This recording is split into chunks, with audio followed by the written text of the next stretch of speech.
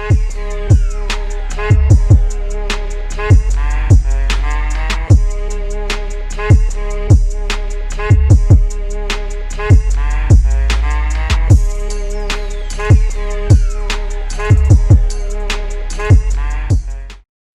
joined today by Xander Zayas, professional boxer, by way of Plantation, Florida. Xander, Yes, thank you for joining me. Sir.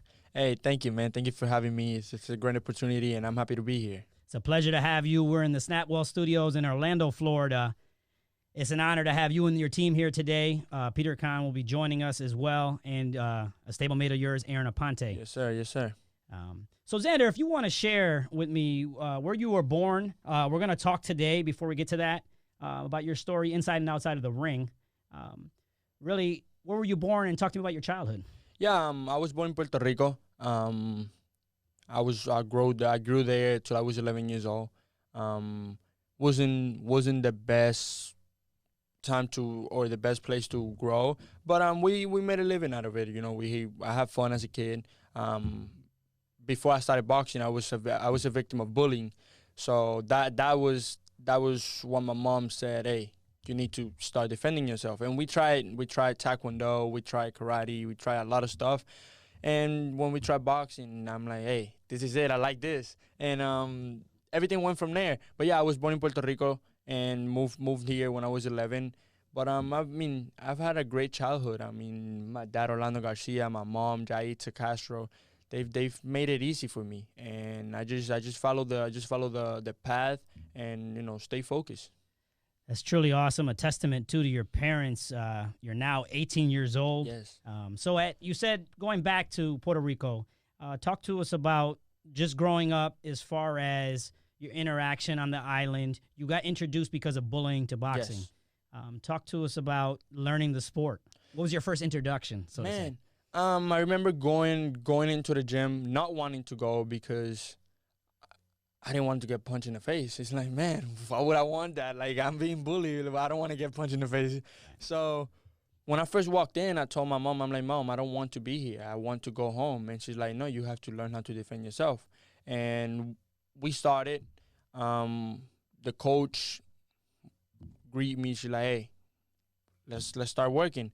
And we started working, and I think by the third or fourth day, the coach told my mom, she's like, hey, this kid is going to be something special. He has the talent, he learns fast, and he likes to work hard. And everything took off. I had my first fight in like 6 months after I started. Wow. And I won, and everything just kept going. I kept winning, and then my coach was like, hey, we got to get you into nationals. And I'm like, Coach, I only have like 10 fights. And she's like, it doesn't matter. Go into nationals. And we get to nationals, and I won nationals.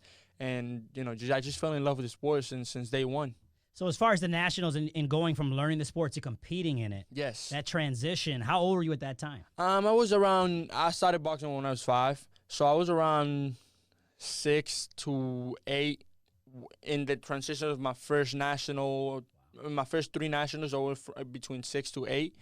And it was a great time in Puerto Rico. Like I was telling you off cameras, we used to spar every day. That was our training sessions. Go in there, spar, no headgear, no mouthpiece, just go in and spar, compete with each other. Yeah. And at the beginning, I had a girl that used to train with me. She used to be my sparring partner, and she used to beat me. She used to punch me every time. I used to get out and tell my mom, I don't want her to beat me anymore. I don't want her to, Once they get beat up by a girl, right? Yeah. But it was a great learning experience. And I just continued to work hard and stay focused, and everything just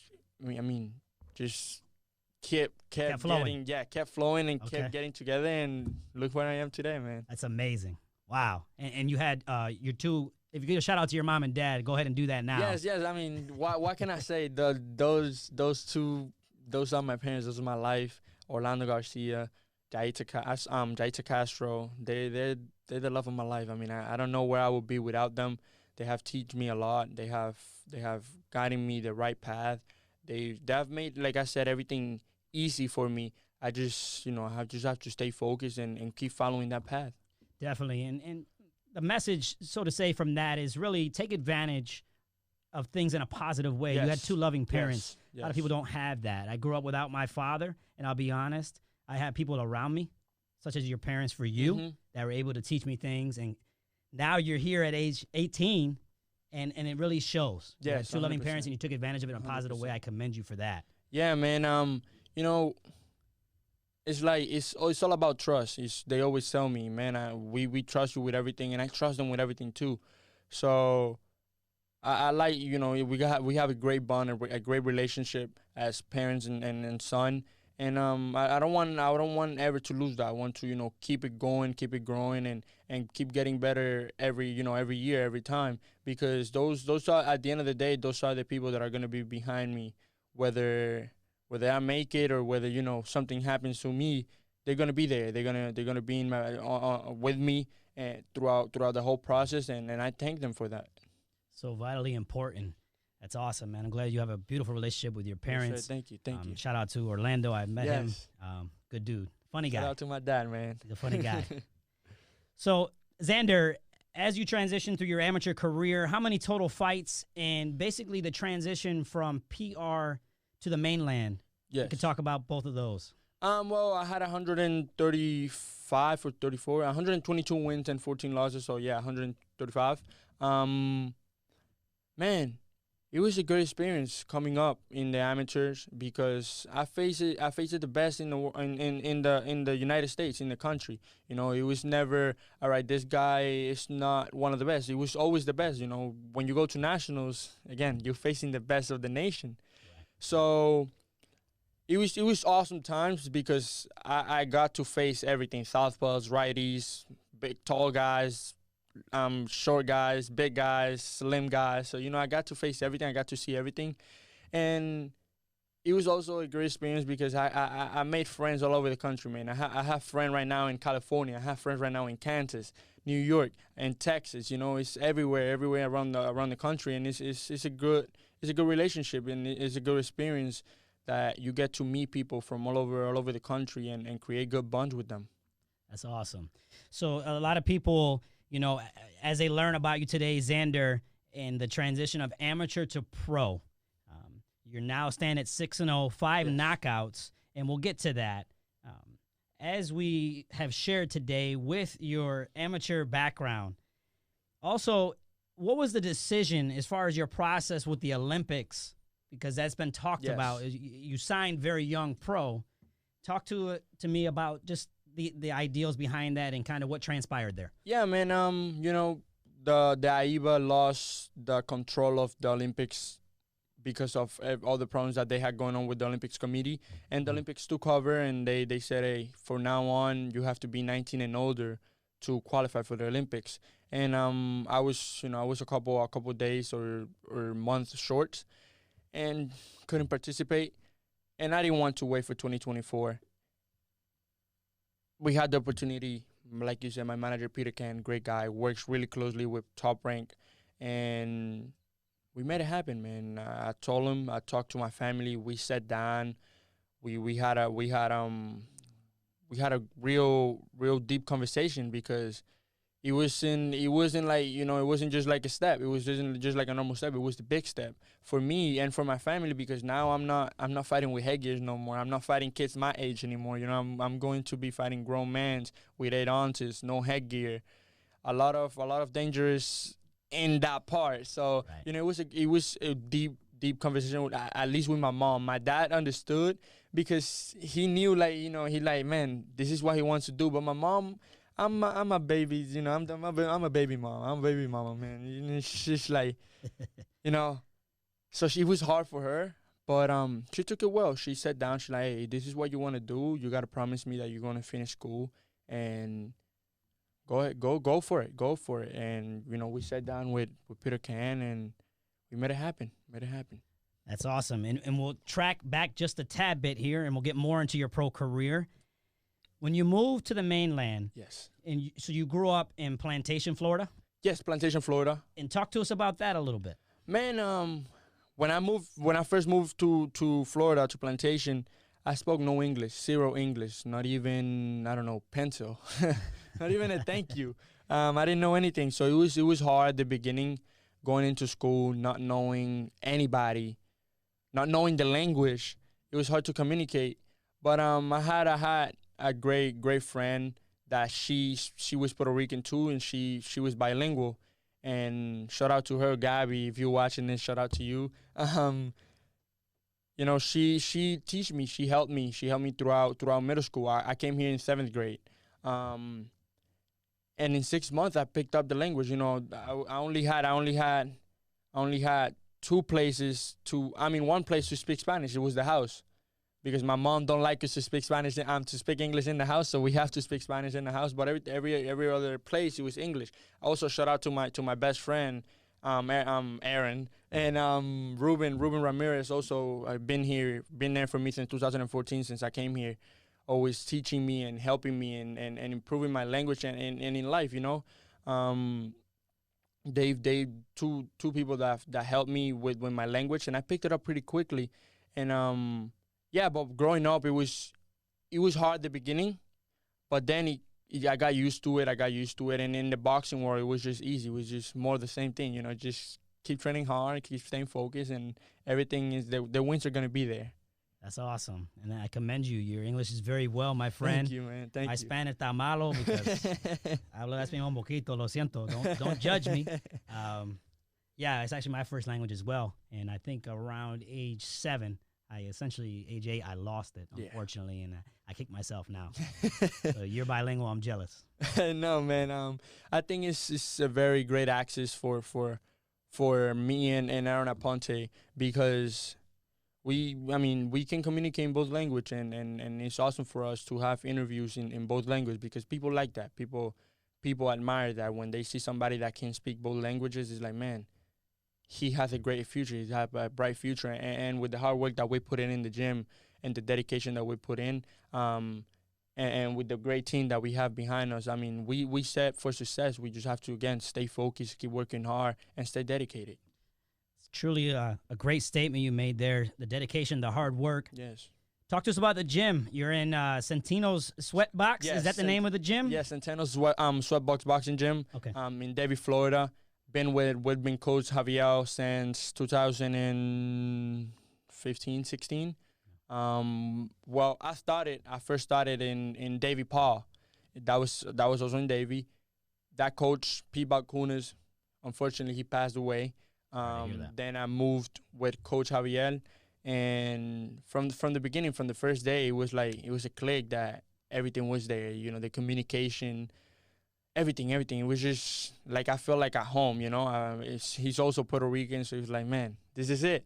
And we broke everything down. We broke everything down from the jab to the right hand to the hook to the footwork, and we started building it back up. And I think it's gotten better and better each and every day. We've gotten better. We keep learning, and we keep again improving in every aspect of my boxing game. Awesome. And I just saw you had an Instagram picture. Daniel Jacobs came through. I know he has a fight coming up, and yes. I'm going, you fight at welterweight. For those of you that don't know welterweight, is 147-pound division. Xander's 18 years old. He stands almost 6 feet tall. 6 feet, 5'11", 5'11". Okay. Still growing, essentially. Yes. And you're sparring with Danny Jacobs. Yeah, man. You got in the ring with the guy. 168.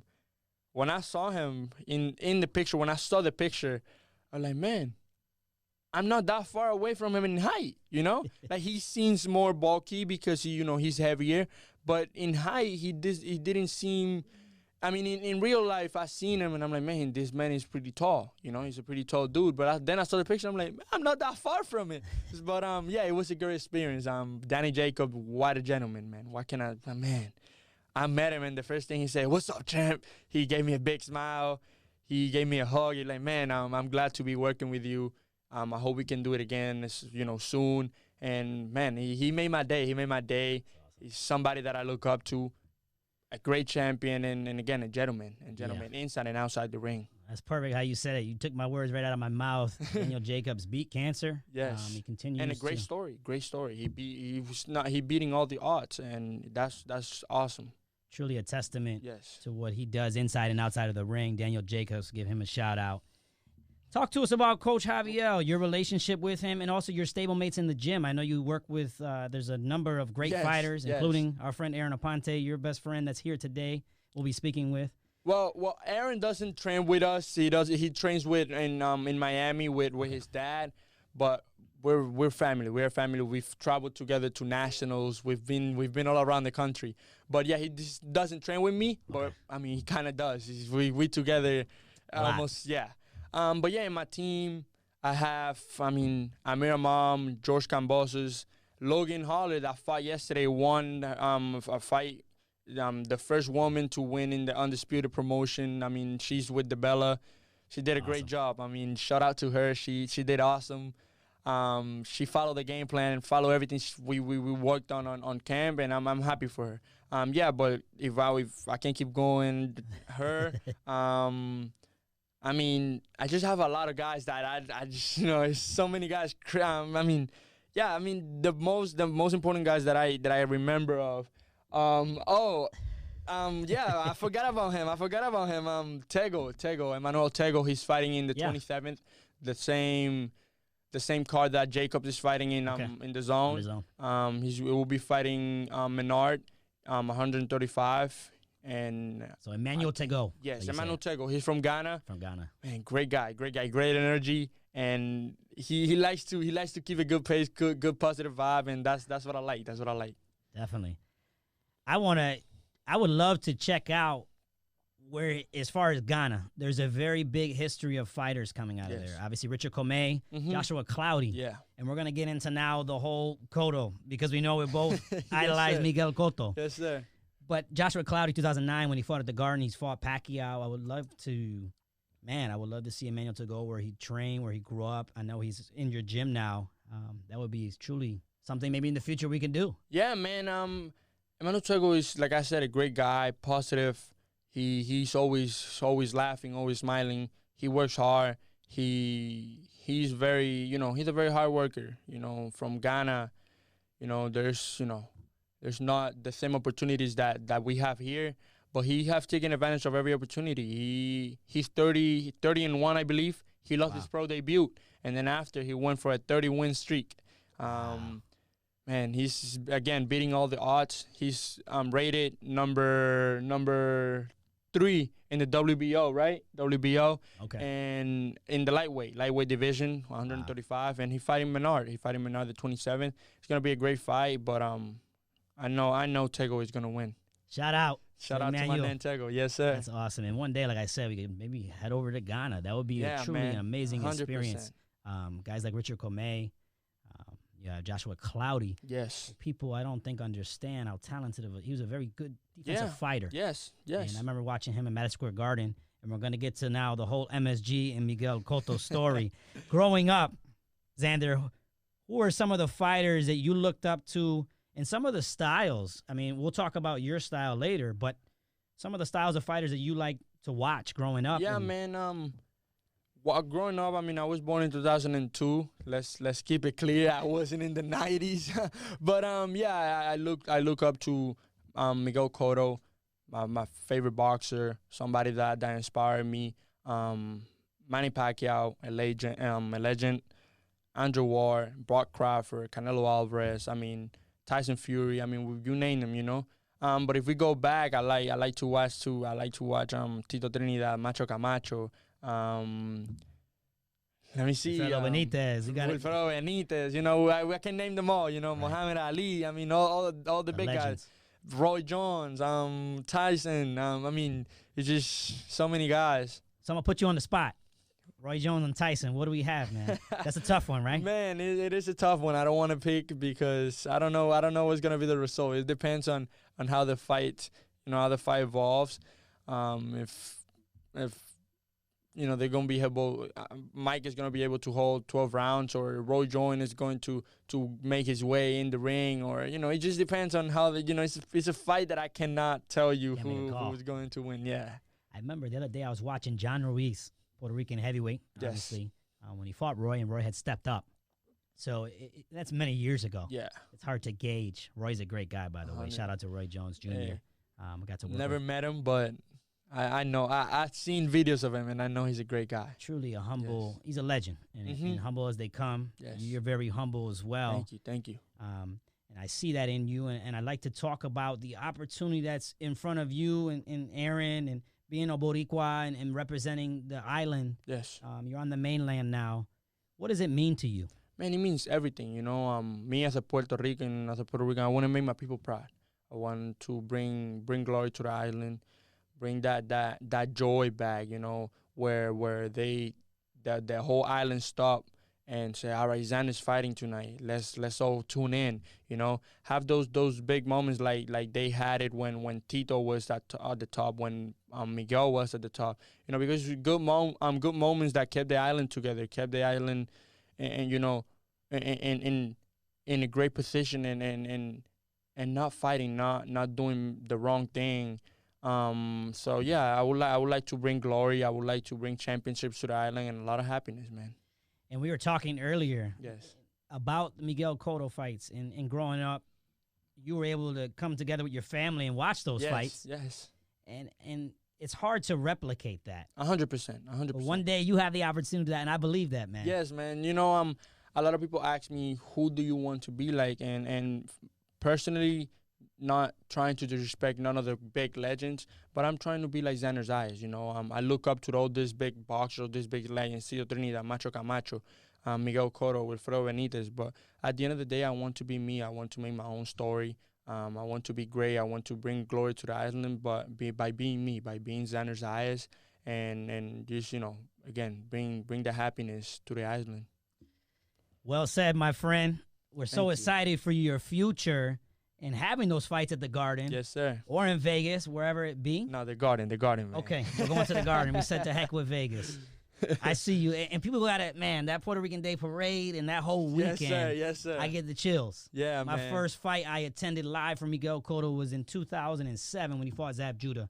11th round TKO. Yep. I went to a concert Tito El Bambino performed later that night, and I don't think we ever went to bed. And the next day was the parade. And you just, I mean, I've never been to the parade. We're going to get you there. Hopefully this coming up year. We got to talk about that, Peter.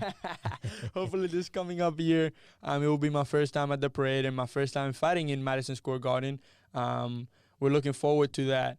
Man, it's been a great journey. 6-0. February will be my next fight. Looking forward to that 7-0. And hopefully June we'll fight in the Puerto Rican Day Parade. That would be awesome. Yes, man. yes. I get the chills thinking yeah, about man. it. So Xander, to ask you, what's your short-term or long-term goals? What's your focus with your boxing career? I want to be a world champion. 100% in different divisions. That's, you know, long-term. I want to be somebody that people remember as somebody good, somebody that was an inspiration to not just young kid, but to people in general. I want to be somebody that helped others, because I love when people help me. I love when people tell me, hey, try to do it this way because this way is going to help you, you know. And I want to be that way. I want to be able to help people sit down and talk to young kids and talk to people and let them know that, you know, with hard work, with dedication, everything is possible. So at the end of the day, those are my goals: be a world champion, be somebody that helped the community and that grew with the community. You know, I think that's something that means a lot to me and something that I want to accomplish. Man, I get excited thinking about this and just your future, and as far as what's going to transpire on the island. You have that pedestal and you're willing to say, you know what, I accept this. This is what I want to do, yes, and I'm going to go after it. Yes, 100%. And, you know, we'll give my plug to Team La Perla Boxing and MMA. This is the Sunday Sit-Down series. I'm joined by Xander Zayas, and it's truly inspirational to hear a young man share this with me today. And we have a saying at the gym, it's team. This is effort, this is attitude, yes, this is making a difference. Yes. And we can all make a difference. 100%. And it's so exciting to hear you share that, man. Who is Xander outside the ring? Man, a fun guy. that sounded like a wild Leonard. But yeah, a fun guy. I like to spend time with my family, spend time with my friends, watch movies, go to the beach. You just be a normal person, I guess. Play video games. Okay. I don't like to go sleep too late, but I do like to play video games. Just be me, man. Just have fun. Be very, very careful with what I do, but have fun at the same time. Definitely. And the hair, I'm jealous. I was going to ask you donating some today because I'm over here struggling, brother. Yeah, Not only the hair, but the color, too. Yeah, man. I started growing my hair in 2016. I don't know. I used to have short hair, and I'm like, man, I want to grow my hair. I want to see what it looks like. And then after, once I got it to a ponytail, I told my parents, I'm like, man, I want to dye my hair blue. And they're like, why blue? Blue is my favorite color, so why not? And they're like, all right, why not? And we started dyeing my hair blue from 2016, and just kept with me. And every time I used to go to nationals, people were like, oh, that's the kid with the blue hair. Oh, the kid with the blue hair. And I just stuck with me, and now it's just the kid with the blue hair, man. That's awesome. That's awesome, man. I'm jealous. I ain't gonna lie. Thank you, man. No problem, man. It is what it is, man. It is what it is. Hey, Team Baldy. I don't know what to tell you, man. I don't know what to tell you. That's what happens when you grow up in New York. You get stressed. You lose the hair quickly, man. Man, definitely. And as we wrap up today, Xander, we'll chime in with your manager Peter Kahn and your relationship. Yes, Peter Kahn. What can I say, man? He's a great dude, great family guy. I've met his family, great people. Love spending time with them. He has great fighters. He helps all of them. I don't know how he does it, but I don't know how he sleeps. He gets no sleep. Like, I don't know how. Like, I really ask him, like, man, like, sometimes you need to rest. He's like, man, I don't rest. This is what I do. And I'm like, hey, it is what it is. That's the grind. But, yeah, he's a great dude. Love him. Love him from the bottom of my heart. Love his family. I mean, what a great guy. What can I say? Manager of the year. That's what I tell everybody. Every time somebody asks me about him, manager of the year. He do everything. He's an MVP. That's awesome. Peter Kahn, CEO of Fight Game Advisors. Yes, sir. We'll be talking to him shortly. Truly an honor to have you join me today. Thank you. Xander, and share your story. Man, I'm so excited for the future. Thank you, brother. It's very exciting. And as we close, what would you like to share with the youth and those that are interested in the sport of boxing, and those going, I guess, a two-part message, those going through these very difficult times? Yes, 100%, man. Stay safe. Keep grinding for your dreams. Don't ever give up. Don't ever let somebody tell you what you can and cannot do, because you are the only person that can dictate what do you want to be in life and what do you want to do with your life. So, keep working hard, keep staying focused, keep staying dedicated, and dreams do come true. Dreams do come true. Dreams are reality, and you just got to, work hard for them. Work hard for them, and don't ever give up. Don't ever give up. Yes. That's the message. Xander Zayas, professional boxer, 6-0, 5 knockouts. Now, you said you have a fight coming up. 5 coming up in February. I want to give a big shout out to my team, my dad Orlando Garcia, my coach Javier Centeno, Perfecting Athletes, Boomeritos. They all do a great job. Perfecting Athletes do a great job with my meals and my weight cut. Boomerito do a great job with my strength and conditioning. My team do a great job with the boxing. My manager, Peter Kahn. I just have a great family, great team, and great circle, man. A lot of big things are coming, and a lot of great times too. It's awesome. Well said. And we're going to hope to have you at Team La Perla Boxing and MMA one day. Yes, sir. 100%. Hopefully some community service work down the line, my friend. Yes, sir. You're truly an inspiration to many. Thank you. And continue to utilize your platform to make a difference. We can all make a difference, my friend. Thank you. Thank you very much. Thank you for having me. It was a pleasure, and I had a lot of fun. That's Thank awesome, you very man. much. Thank you, Xander, for joining me on the Sunday Sit Down series.